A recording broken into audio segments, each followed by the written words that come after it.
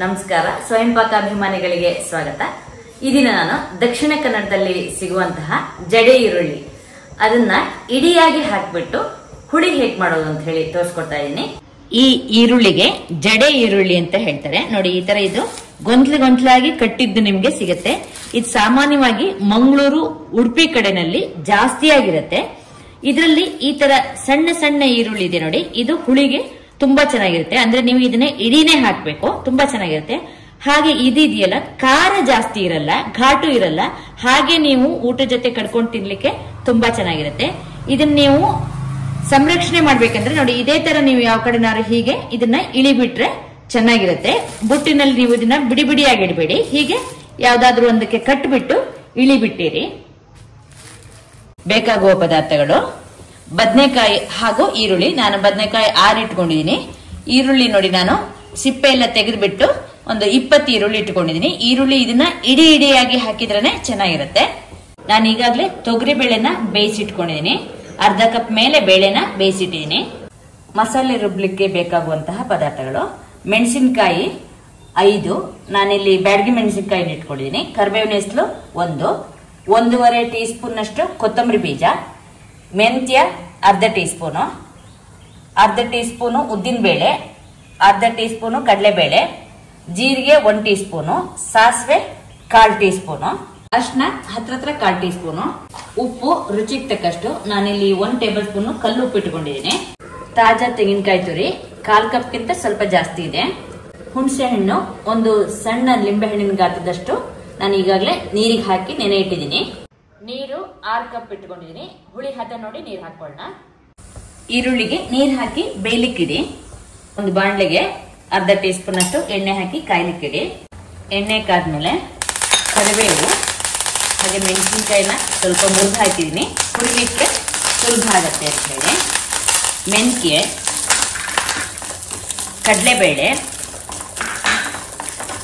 ಉದ್ದಿನ ಬೇಳೆ ಸ್ವಲ್ಪ ಆಗ್ಲಿದು. ಈಗ ಉದ್ದಿನ ಬೇಳೆ ಕಡಲೆಬೇಳೆ ಸ್ವಲ್ಪ ಹೊಂಬಣ್ಣಕ್ಕೆ ಬಂದಿದೆ. ಕೊತ್ತಂಬರಿ ಬೀಜ, ಜೀರಿಗೆ, ಸಾಸಿವೆ ಹಾಗೆ ಅರಿಶಿಣ, ಇಂಗು ಸ್ವಲ್ಪ ಹಾಕಿ ಇದನ್ನ ಹುರಿಯೋಣ. ಸಾಸಿವೆ ಪಟಪಟ ಅಂತಿದೆ, ಹಾಗೆ ಜೀರಿಗೆ ಕೂಡ ಆಗಿದೆ, ಕೊತ್ತಂಬರಿ ಬೀಜನೂ ಎಲ್ಲ ಆಗಿದೆ. ಈಗ ಸ್ಟವ್ ಆಫ್ ಮಾಡೋಣ. ಸ್ವಲ್ಪ ಬಿಸಿ ಇರುತ್ತೆ, ಅದರಿಂದ ಹೀಗೆ ಹುರಿರಿ. ಆಫ್ ಮಾಡಿದ ಮೇಲೂ ಹುರಿದ ಮಸಾಲೆನ ಮಿಕ್ಸರ್ ಜಾರಿಗೆ ಹಾಕೊಳ್ಳೋಣ. ತೆಂಗಿನಕಾಯಿ ತುರಿನೂ ಹಾಕ್ಬಿಟ್ಟು ನೀರಿಲ್ಲದೆ ಒಂದ್ಸಲ ರುಬ್ಕೊಳ್ಳೋಣ. ಹುಣಸೆ ಹಣ್ಣಲ್ಲಿ ಕಸ ಅಥವಾ ಬೀಜ ಏನೂ ಇಲ್ಲ, ಅದರಿಂದ ನಾನು ಇದನ್ನ ರುಬ್ಲಿಕ್ಕೆ ಹಾಕ್ತಾ ಇದ್ದೀನಿ. ಈರುಳ್ಳಿ ಸ್ವಲ್ಪ ಬೆಂದ ಮೇಲೆ ನಾನೀಗ ಸುಮಾರಾಗಿ ಒಂದು 10 ನಿಮಿಷ ಆಯ್ತು ಇದನ್ನ ಇಟ್ಟು. ಈಗ ಇದಕ್ಕೆ ಹೆಚ್ಚಿದ ಹೋಳುಗಳನ್ನ, ಬದನೆಕಾಯಿ ಹೋಳುಗಳನ್ನ ಹಾಕೊಳ್ಳೋಣ. ಅರ್ಧ ಟೇಬಲ್ ಸ್ಪೂನ್ ಅಷ್ಟು ಉಪ್ಪು ಹಾಕಿ ಈ ಹೋಳುಗಳನ್ನ ಬೇಯಿಸ್ಕೊಳ್ಳಿ.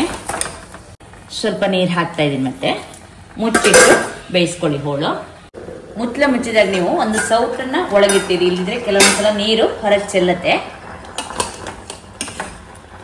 ಈಗ ಸುಮಾರಾಗಿ 3/4 ಭಾಗದಷ್ಟು ಬದನೆಕಾಯಿ ಹಾಗೂ ಈರುಳ್ಳಿ ಬೆಂದಿದೆ. ಇದಕ್ಕೀಗ ಬೇಯಿಸಿದ ಬೇಳೆ ಹಾಕೊಳ್ಳೋಣ. ಹಾಗೆ ರುಬ್ಬಿದ ಮಸಾಲೆ ಕೂಡ ಹಾಕೊಳ್ಳೋಣ. ಮಿಕ್ಸರ್ ಜಾರ್ಗೆ ಸ್ವಲ್ಪ ನೀರು ಹಾಕಿ ಅದನ್ನು ಹಾಕಿದ್ದೀನಿ. ಒಮ್ಮೆ ಕೈಯಾಡ್ಕೊಳ್ಳಿ.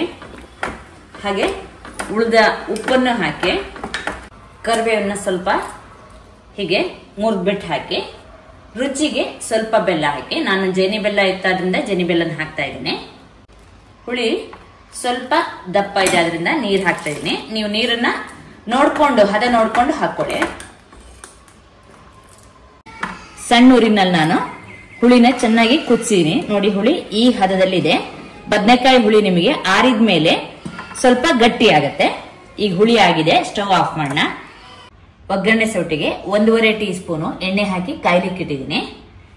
ಎಣ್ಣೆ ಕಾದ್ಮೇಲೆ ಅರ್ಧ ಟೀ ಸ್ಪೂನ್ ಸಾಸಿವೆ ಹಾಕಿ, ಸಾಸಿವೆ ಪಟಪಟ ಆದ್ಮೇಲೆ ಅರ್ಧ ಟೀ ಸ್ಪೂನು ಜೀರಿಗೆ ಹಾಕಿ.